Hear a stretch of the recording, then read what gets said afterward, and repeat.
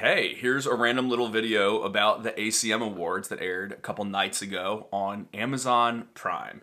If you need a refresher, the Academy of Country Music Awards has been plummeting in ratings in the last few years, kind of like all award shows have.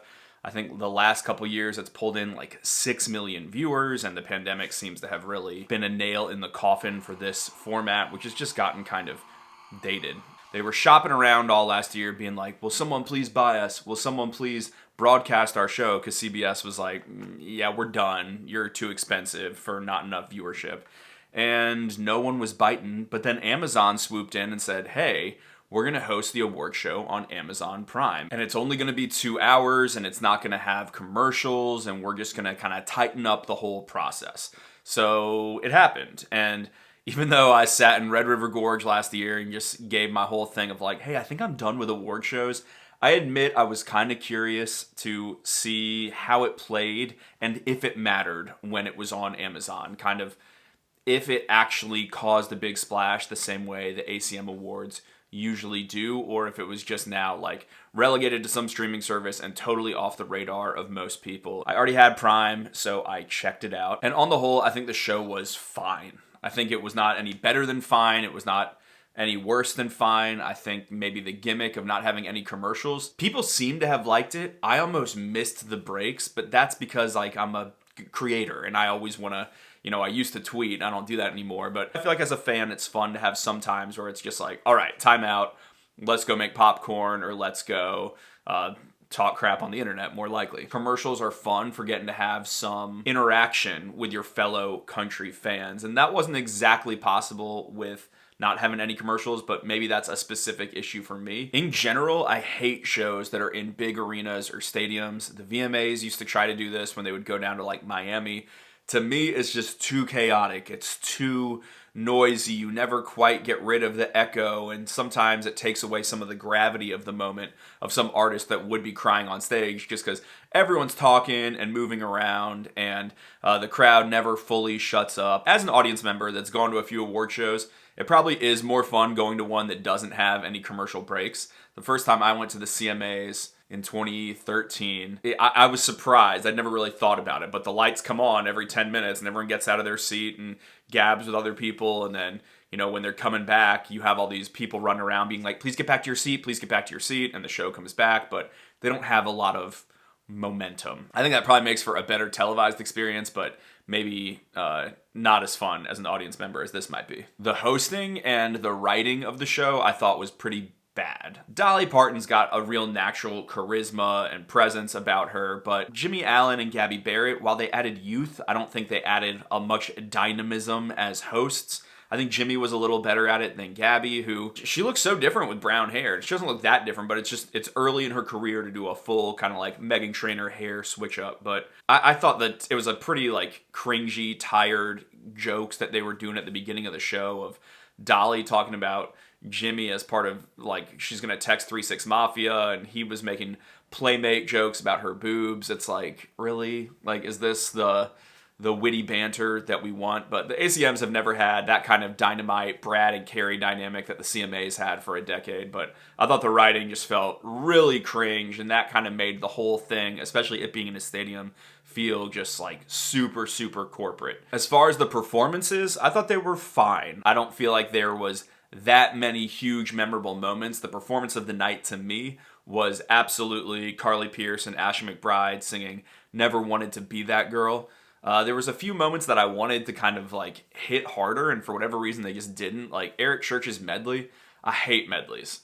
Again, it has a kind of corporate vibe to me. It's like, let's just hit all of the things that data says people like instead of really crafting a moment. And I don't know, it felt like Eric Church was trying to get the party started, but there wasn't this like momentum, and so he was going hard, but it just felt kind of awkward to me. Breland brought a lot of energy to that song, Praise the Lord, which I kind of just think is a checklist song with the new kind of flavor du jour of country or like pseudo-religiosity. I did think that performance had a good amount of energy, and so did all of them.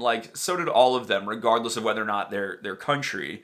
I don't think anyone just flopped as a performer, but for me at least, I really prefer those kind of nice, staged, contained moments, and I do the kind of going all the way through the stadium like Walker Hayes was. I think when producers see the space that they're in, they get really excited about being able to show off the scale of an event, but I don't think it's that interesting as a viewer. American Idol always did this. Whoever their kind of stage director was just got super obsessed with showing how big the stage was. And they would always zoom out when the person was doing these big high notes. And I'd be like, bro, I don't care.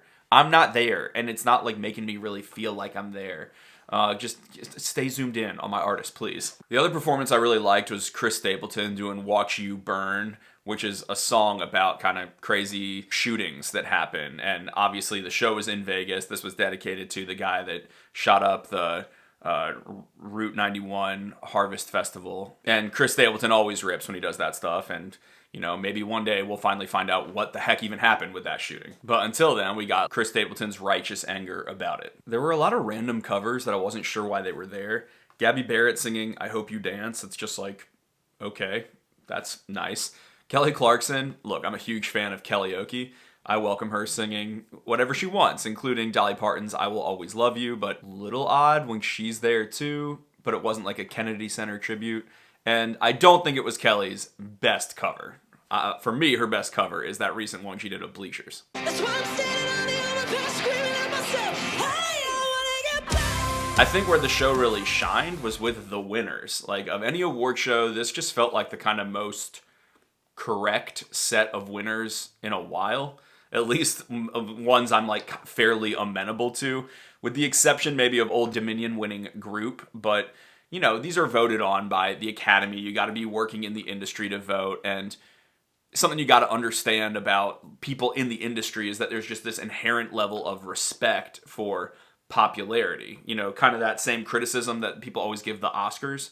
Of like, you never include big movies that the public clearly cares about. It's almost the flip side for award shows like this, where they really disproportionately respect success, and so they often will win stuff like this. And when they did win, Mark from Midland was pretty funny into the camera, being like, what the heck? But like, I thought it was pretty darn cool that Lainey Wilson was Best New Female Artist. It's pretty cool that Parker is Best New Male Artist. I mean, I kind of thought Hardy might get it, but I mean, good for Parker. I support that. Lainey also won Song of the Year for Things a Man Ought to Know. And man, Lainey's just cool. I actually was turned on to Lainey from Whiskey Riff's podcast interview with her. And I was like, this gal is charming. And then, you know, checked out more of her music. And I was like, that's a really good album as well. It was just generally a big night for women in country. Miranda Lambert ended up walking away with the main award for Entertainer of the Year. And that is her first ever win for Entertainer of the Year. And you know, I wouldn't be surprised if she was at a place in her career where she's like, look, if I didn't win it when I was like the biggest star for that decade that she won Female Artist of the Year and Album of the Year, every single time she was with Blake Shelton, maybe she thought, like, my time has passed. I'm just going to go honor my tour dates instead of prioritizing the ACM Awards. But the 1 year she's not there in 17 years is the time that she wins Entertainer of the Year, and like, good for her. You know, I think she has kind of come back miraculously. I thought she was sort of on like a steady decline, still a super big star, but this whole wild card era has just reestablished her as a very current superstar. And, you know, look, the Miranda Veranda is right there. I love Miranda, and I'm happy to see it. And I'd rather one person win than that weird, I still find it shady, double win for Entertainer of the Year by Thomas Rhett and Carrie Underwood. Shady just in like, I have trouble believing there wasn't some sort of deal there. And then Carly Pearce ended up winning Female Vocalist of the Year, and so it does seem like we have a new minted superstar. I mean, like I said, there was that decade where it always went to Miranda, it seemed like, and if it didn't go to Miranda, it would go to Carrie.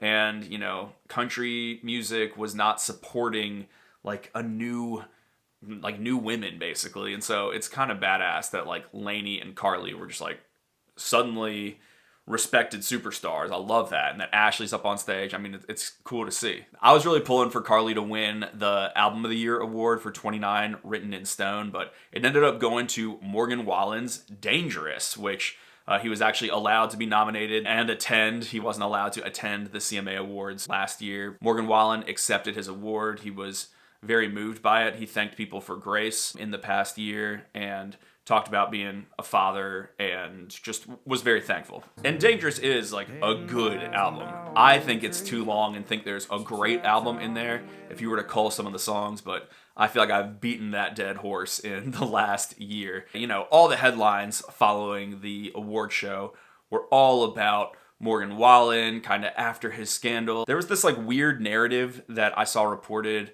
in the Daily Mail. I saw it reported in Yahoo. I saw it reported in People about how Maren Morris refused to stand or applaud for Morgan when he was going by. I got so annoyed with this yesterday. That just like didn't happen. I just was like, oh, interesting. I want to see that clip. Went back onto Amazon, went to watch it, and yeah, he walks by Maren while she's talking to Cameron Duddy from Midland, and then she just turns and claps. And so like journalists just see what they want to see sometimes. And you know, and often it's just whatever is going to stoke division. And so that just freaking annoyed me so much that was like this fake narrative that just everyone was talking about as if it was real based on hearsay from some like random stan accounts on Twitter. Chris Stapleton won Male Vocalist of the Year. Brothers Osborne won Duo of the Year. And I liked that I don't think it was really shade to radio. It was more shade to like their label and radio for being like, yeah, we just heard our song was dropped from radio, so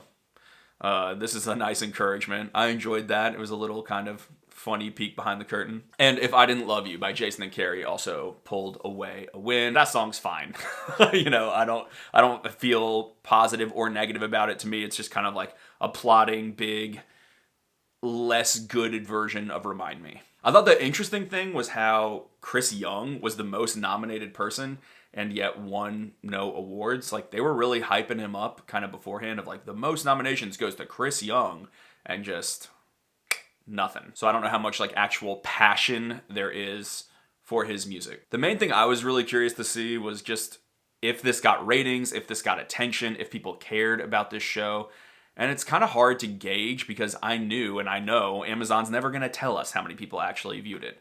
You know, that's just not what streaming services do. They love that they don't have to be transparent about how many people actually are watching their stuff, because then you can just sort of fake it till you make it and be like, yeah, we have like all these buzzy shows, and who knows, maybe they're getting like a couple 100,000 viewers. Because I always observed that when I worked in media. People would talk about Big Bang Theory like it was irrelevant, and they would talk about Girls or Mad Men like they were just these huge hits when they're not even pulling in like 1 million viewers an episode, and Big Bang Theory was getting 20 million. And I feel like that is even more exacerbated now in the streaming era. So I have no sense of how many people actually watched this. When the SAG Awards aired on HBO Max this year, they said, this year's strong linear ratings show an appetite for live award shows, said SAG Awards producer John Brockett. The added boost of having the show available on HBO Max for 24 days is a natural extension of our partnership with Warner Media and gives the SAG Awards an opportunity to reach new audiences.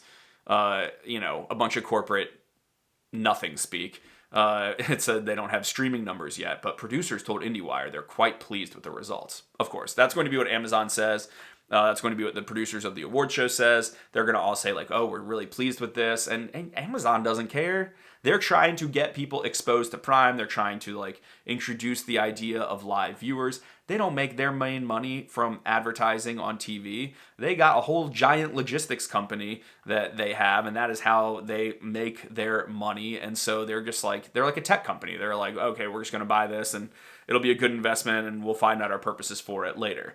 It's like their new Washington Post, maybe. No shade to Emily Yar, who is a writer I like at the Washington Post. But I just have to imagine it's a lower number than they've ever gotten before. Like, I can't really think that there were more than 6 million people sitting there watching Amazon Prime on their TV or computers. I have trouble even imagining like a couple 100,000 people doing that. Because of that, I kind of assumed that the only way I was going to be able to get an accurate kind of sense of whether or not people were watching was iTunes store positions. And, you know, I know not many people are downloading music on iTunes anymore, but it's one of the only places I know of where you can really see live adjustments in the store placement. It's not like you just get daily numbers the way you might from Spotify. And I kind of feel like the best way to view if a lot of people are watching this is to see if any albums or songs really spike after being part of this award show. And so I screenshot all the albums on the iTunes store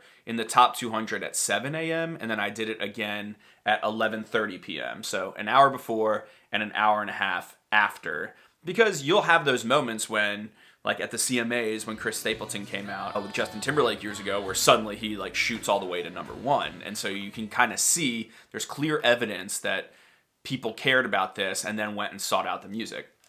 I will say I did not observe a ton of movement in the charts in this time.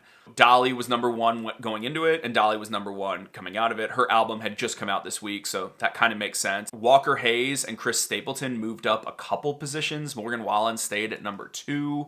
The biggest jumps definitely were Lainey Wilson and Carly Pearce. Carly Pearce was at 46, and she ended up after the show in the top 20. And then Lainey Wilson was at like 80 something, and she ended up in the top 20 as well.